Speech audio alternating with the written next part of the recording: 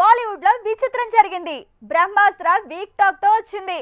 Release అయ్యాక కూడా mixed టాకే వచ్చింది. కట్ చేస్తే కలెక్షన్ల వర్షం మాత్రం కురుస్తోంది. ఇక పొన్నియిన్ సెల్వం ట్రైలర్ బాలేదన్నారు, కానీ ప్రీ రిలీజ్ బిజినెస్ మతి పోగొడుతోంది. అంటే కంటెంట్ వీక్ అయినా కలిసొచ్చే కాలమే పెద్ద సినిమాలను కాపాడుతోందా?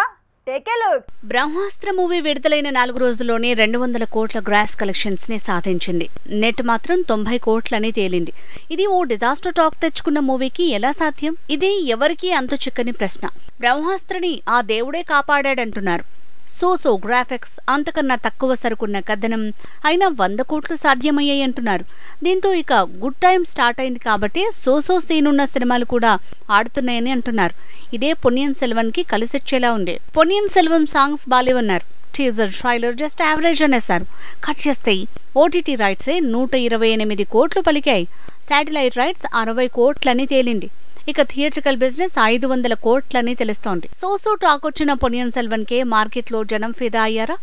ట్రైలర్, టీజర్, సాంగ్ ఏది బాలేకున్నా, అంచనాల భారం లేకున్నా 600 కోట్లపైనే ప్రీ రిలీజ్ బిజినెస్ చేసింది ఈ మూవీ. సో కలిసొచ్చే కాలం కాబట్టి కాసుల గోల పెరిగిందంటున్నారు. విక్రమ్ వేద పరిస్థితి మీద కామెంట్లు పెంచారు. విక్రమ్ వేద టీజర్, ట్రైలర్ పేలింది. ఇదే బాలీవుడ్ ని కాపాడుతుందన్నారు. ఈలోపే బ్రహ్మాస్త్ర హిట్ అవటం, Ponniyin Selvam pre release business బాగా జరగటంతో ఇక నుంచి అన్నీ మంచి రోజులే అనేస్తున్నారు.